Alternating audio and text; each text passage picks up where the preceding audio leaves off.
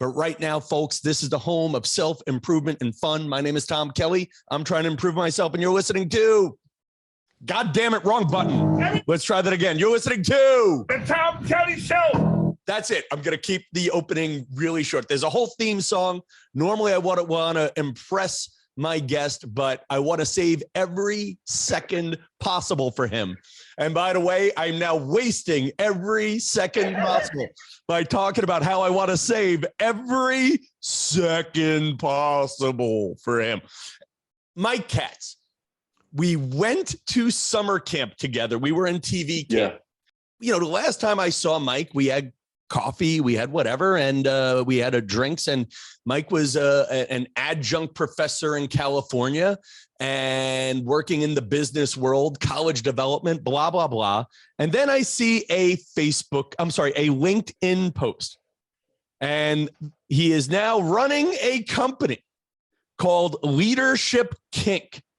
Now, the article didn't go too in depth. And I said, Mike, could you explain to me in 3 sentences, what is Leadership Kink? Is it what I think it is? And he says, you can do the most edgy and satisfying work of your life if you treat it like a kink.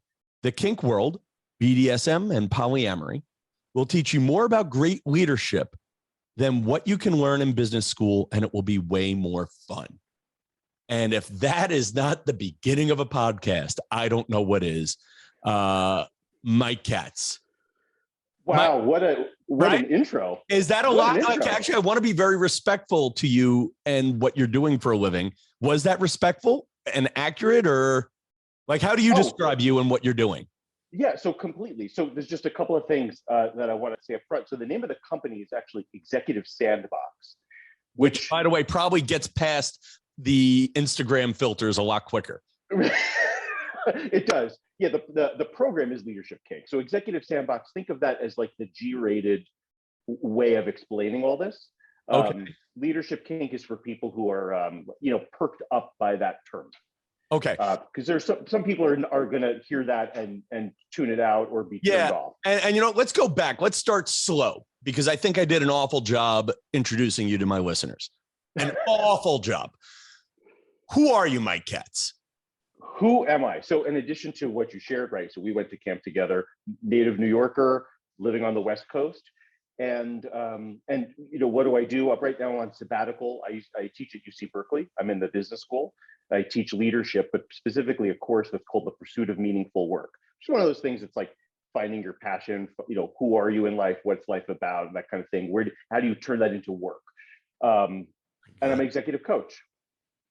So I work in the tech sector by and large, and with startups, founders, and in that whole world. So that's on leadership, scaling culture, conflict resolution, all those kinds of things. What you'd expect in like team development, all that kind of stuff. That's like the who and the what. Yeah. So this is good to get this out of the way. You're not all teaching Zuckerberg how to use a whip, a chain, and wear a leather mask. No, so yeah, it's not like you're actually an executive coach, and this is a small part of it. Exactly. Well, let me just say, like the BDSM stuff, like that's not literal in the sense of like we're physically in a dungeon with whips or with physical handcuffs. What it is a very strong metaphor for what we're doing. I mean, because the thesis here, the idea is that we're already in BDSM relationships at work. We're already verbally abused at work. We're already in a dominant submissive or like a dom sub relationship where we're being bossed around. We have to say yes. We can't speak up in certain meetings, like these kinds of things. Yeah. That's an instance where, for example, in a coaching session, I asked like, what kind of gear would you be wearing if you were in this meeting? And the client said, I'd be wearing a ball gag.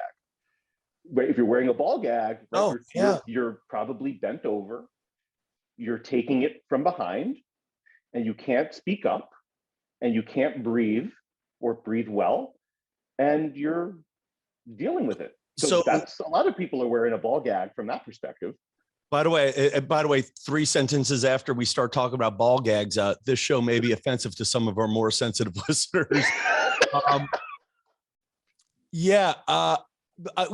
without using the word ball gag, a lot of what I've talked about during my experiences in the last year and a half, 2 years has been, even though I've been out of work and when I was in it, there is a ball gag. You can't say which boss is the abusive boss. You can't stand up for yourself in a lot of environments. Like when you look at the Ellen DeGeneres situation, how many people there did not get along with Ellen DeGeneres and couldn't say it because they didn't want to then be banned from the next job? So I would argue we could, and for those of you who don't know what a ball gag is, because we do have a lot of beautiful, sensitive, older listeners, it's something you put in your mouth. It's a ball, and it's so you can't talk, right? Correct. By the way, Mike, let's just get this out of the way too. My sexual experiences have not been that many more since I knew you in summer camp. So we're going to explain some of this. We differ there. Yeah. Mike caught us in a rare moment where he wasn't having sex, ladies and gentlemen. Whereas I was squarely a virgin for many years after meeting Mike, and we're all arguing about whether or not I've had my second time. So you're right. So if work is bondage, we're all being tortured by somebody more powerful than us. Is that what you're saying? Yeah. So if you take what does BDSM stand for? What does it mean? And then actually, that sounds stupid, but I just know, what does it stand for? Because I just said, no, it's bondage, but I don't know. Bondage? Yeah. Sadomasochism?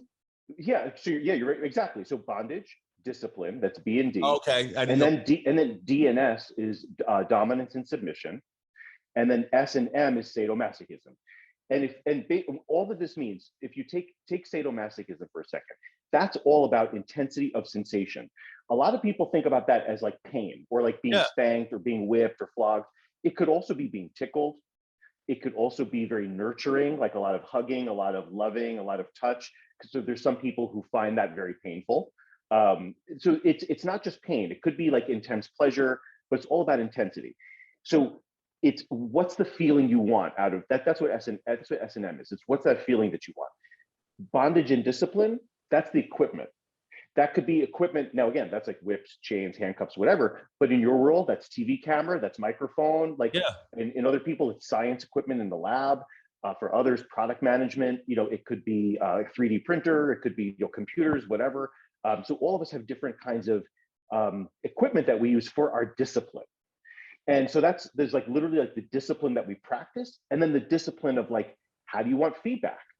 Do you want it all the time? Do you want it in your face? Do you want it written? Do you want to be screamed at? Do you want your flaws pointed out? Do you want to be praised? So there's all kinds of ways that discipline happens. There's all kinds of ways bondage happens. That could be your 5-year or 4-year vesting period for your options. You're bonded to the company. You're bonded in your weekly team meetings. You have to feed your family. That's bondage. That's bondage. Very simple. Your family. So in the dungeon, your bondage is a way for you to let go and embrace the situation. So if you're tied up, you're not tied up because you hate being tied up. You're tied up because you need to be tied up. So you could just finally relax and be in the moment. Most of us are bondaged in ways that we don't want to be bondaged. Right? We're in what would be like what I would say is a non-consensual bondage relationship with work. Or we consent to it because we need to make a living, but we don't consent because we believe it's the best thing for us. But that's the B and D, and the DNS is then the interaction, the dominance and submission. Who does what at what time? Who gets to talk to who at what time, and that kind of stuff. And we all live that. That's a manager, right? That's the manager and the subordinate. We all live that. So I'll tell you where a light went off for me with what you were just saying there. Is I feel like you're in the business. I feel like once you realize or create the analogy that we're all in a BDSM XLYZ plus situation at work, we can then enjoy. Once you realize you're in the dungeon, you can enjoy the dungeon. Exactly. Once you're there, because the BDSM world, for decades, they have worked out a set of protocols and standards and potentially rules of consent that help you enjoy that help you stand up for yourself, negotiate, advocate. It's hard to consent to a situation where you're going to be tied up and flogged, let's say, unless you're very clear about what you want and how that person's going to commit to you, what your safe words are. how you're going to check in with each other, and how you're going to maintain consent throughout so that everyone stays safe. That's so you can learn to enjoy it if you understand that you're in the situation, and then you have the tools for actually like, it's like doing improv, like it's for creating the scene with the people that you're involved with. So let's go with because it's just funny. I'm just picturing myself asking for a raise, not getting a raise, and then using my safe word. Safe word. I get the raise now. Like, I know it doesn't work that way. So I guess my question is, one, who do you teach? Do you teach the bosses or do you teach the subordinates? So I teach both. And what happens is, this could be individual coaching where if you're a boss, this is about how do you engage with your people in ways that help them to talk about their needs without feeling like you're going to manipulate them. Because if you're vulnerable and you say, yeah, these are the things that I care about, there are some bosses, and I've had them, where they'll essentially hold that hostage. Oh, you care about this? Good. Well, I'm going to make sure that you don't get it. That would be, so anytime you're in a situation like that, you're working with someone who's a sadist, who's giving you pain that you don't want. Some of us want pain that we want. Like, that might be something like, I want to work really hard. I want to be pushed to my edge. I want all my skills challenged. So with the raise, for example, with this, that raise is a reward that would go under discipline. Right. So that's B&D. And that's you would get that reward in exchange for what? Like the intensity of your work. You've been working really hard. You come up with great jokes. There's a lot of laughter. That experience is well defined. Like, look at the laughs. Look at these jokes. Like, look where they're being tested. Like, look how that's working. So that whole outcome, that whole process, what I hear you saying is like that whole process demands a certain kind of discipline attached to it, which includes money, right? Which includes, so that's what you'd be asking for. Yeah. Okay. Now, God, there's so much I want to ask you. So when you're teaching a leader, do you teach leaders and team members at the same time when you do this lesson? So let me, sometimes yes. So let me just back up. Not all my clients are interested in such full frontal language. Okay, yes. And let's make very clear, because Mike is a business coach that does much more than this one class. That's correct. I mean, this is all of this stuff is leadership development. Every leadership coach and executive coach does some version of this kind of work. They draw from organizational psychology, they're drawing from business strategy, they're drawing from organizational design, and yada, yada, a lot of other things. Psychological safety, that's a big term these days, right? We're all drawing from that. Trauma research, this kind of stuff. Most people, I'm going to say no one, but certainly most are not framing it this way. So for the G-rated audiences, people who want traditional coaching, I frame it in the traditional ways that you would hear in a business school. And then there are my clients who want this more full frontal language because they get that really the leadership is a kink. Like, this is where they get off, is by launching products, is by running large enterprises, is by managing cadres of people. Like, this is where they get their deepest pleasure. So it is kink. Right. So they know that this is the right language. Since you're in the tech sector, and the tech sector is great names to sort of bandy about. Steve Jobs, was he a dominatrix? Like all these guys. Steve Jobs. Let's put Tim Cook on the side. Steve Jobs, the real pioneers, the real founders. Steve Jobs, Elon Musk, the guy who founded Uber. Are all those guys dominatrixes in this particular class? Yeah, they would be. So the male term would be a dominator.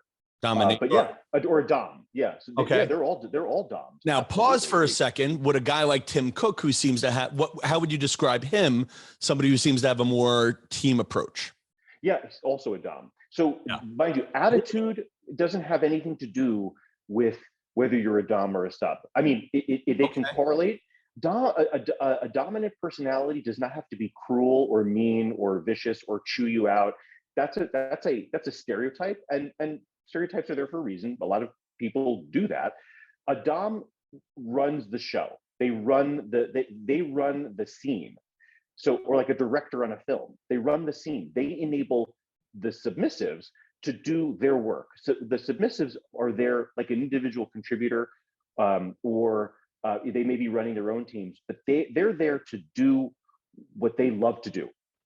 and the dom is controlling the scene so that the subs can do what they want to do. So Tim Cook, the people who report into him, the designers, whatever, they want to design, they want to build, they want to run whatever part of the operation. He's creating the scene so that they're able to do those things, but he dominates the scene, right? It's his world. Okay, even if you're not a mean dom, you're still a dom. That's right. There's lots of nurturing doms. There's lots of nurturing doms. I mean, a lot of people like me would find that smothering. I don't like. Oh so my God! Now you've just ruined my relationship with my mother. Oh my God! Now I got something to talk about in therapy at 3:30. Oh, I don't like that word. Yeah, that's a smothering with nurturance and that kind of thing. That's a nurturing dom. Yeah. Wow. Okay. It's not painful. It's just too much. It's like too much care. Like enough already. Yeah. All right. So first of all, you a tenured or untenured professor? So I'm on the professional faculty, so we don't get tenure. Okay. Hold on to that for a second. You're an untenured professor. You have just come up with a very unique way of framing the business world that I could see going viral soon if you wrote a few articles about this. God willing. Are you afraid of this unique way of looking at the world sullying your existing businesses? You know, that is the edge that I'm playing at. So there's, and the edge, you know, if we're going to play at our edge, there's going to be a little bit of fear, and there's going to be a lot of pleasure and excitement and possibility of payoff. And, you know, I got to live this if I'm going to do it.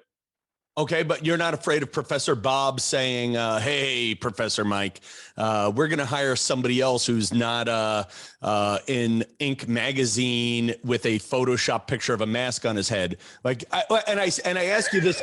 No, and for real, I'm not asking to be a dick. I'm asking, like, for me as a comedian, when I have performed in gentler places like Good Morning America, I've always been afraid of somebody finding a more edgy joke of me at night, sullying my much better paying day work. Are you in a similar spot?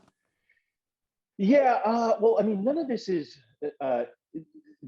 it's such a great question. The answer is maybe. I'm not worried about it in the sense that, like, I'll move on. Will it sully everything? You know, certainly I hope not. Okay. I have to believe that there are people out here across the country, certainly in California and in whatever sectors, who believe in this, who hear this kind of thing or read this kind of thing and say, you know what, if I get coaching in this way, if I see my world in this way, that's going to advance me, and I'll pay for that. Right? That's the kind of coaching that I need to take things to the next level. So I'm putting out that signal, right, for people to believe in that. But the thing is, this is not. There's no talk of like genitalia. Doesn't have to be that. Okay, yeah. It doesn't have to be about equipment and hoods on heads and gags and so forth. That was I offered that to be, you know, cheeky, but it exists, right? But that's people can choose, like, yeah, that's not the thrust of it. No, I don't think it is. And I hope I'm not painting you that way. In fact, I got a feeling it's not. That's why I had you on the show. But it is a good hook. It is a good hook. And the hook is so good, you almost wonder, geez, I want to hire Mike to go speak at Tom Kelly Inc., but Beth in HR ain't going to allow that one, you know? Yeah. So I don't know that this is, I mean, we'll see. Will this get corporate buyers through HR? I think you got something. I don't know if it's corporate buyers through HR, but you have something. And how about that? A book, maybe? There's something in this class. And if I'm being blunt and just looking at the time, folks, listen, I say this every episode, I'm going over. Maybe if my intro wasn't so long. But let's face it, if I know who my listeners are, I would argue many of us are submissives in the way you've described things in the last few minutes here. Mm-hmm. What tips does Professor Katz have for submissives in the working world? So you would need to know what your needs are, what your desires are. So, like, what truly motivates you. So that's your curiosities, your passions, right? Remember, passion is not just your curiosity and interest. It's what you're willing to suffer for. Like, passion in Latin is to suffer. So what are you willing to, let's see, okay, there you are. what are you willing to dig deep in and suffer for? So that like pushing yourself, like at the gym, pushing yourself when you run, pushing yourself at work. That's all sweat that out. That's all suffering. But we do it because there's that creative release, or the release of that accomplishment, right? Or like seeing people use the product or laugh at the jokes or whatever it is, understand the concepts in the class. That's just so satisfying. So what are you willing to suffer for to get that satisfaction?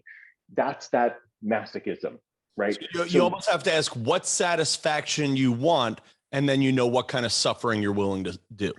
Yes, and that allows you to negotiate, because then you could take you could then negotiate for the kind of manager or context or whatever. You could actually talk it through with people. You can say, this is what motivates me. If you lean on me this way, you're going to get the most out of me. But if you lean on me that way, you won't, right? And that's important to be clear about that for yourself and in conversations. And if you find yourself in conversations with people who don't want to play with you that way in a consensual fashion, you're probably working with the wrong people, because those people are not going to bring out your best. They're going to bring out fear. People who motivate you in ways that don't bring out your best their chances are they're motivating you through fear, and that doesn't feel good. No, and you just, God, we could do an hour on this. Yeah. When we're dealing with dominatrixes, bosses, dominatros, what was the male dom word? It's a dominator, but it's a dom, as you would say. Dom is for male or female. Oh, God bless. I really need to go to a bar with you and with a map and a picture book. Asking for, so if you're in a spot and you're suggesting asking for resources, asking for permissions and stuff like that, if somebody who's listening to this show just woke up and said, oh my gosh, I'm a submissive in a work relationship with an angry dom, do you suggest they become a dom themselves and confront the dom, or is it the path of least resistance is the way to deal with somebody if you're in that kind of a relationship at work? So what's important here is to make the distinction with about whether that person is consciously doing this to abuse you or not, because a lot of people unconsciously abuse. They don't know what you need or not. So if you're clear about what satisfies you and you're clear about what brings out your best, that's the time to say that.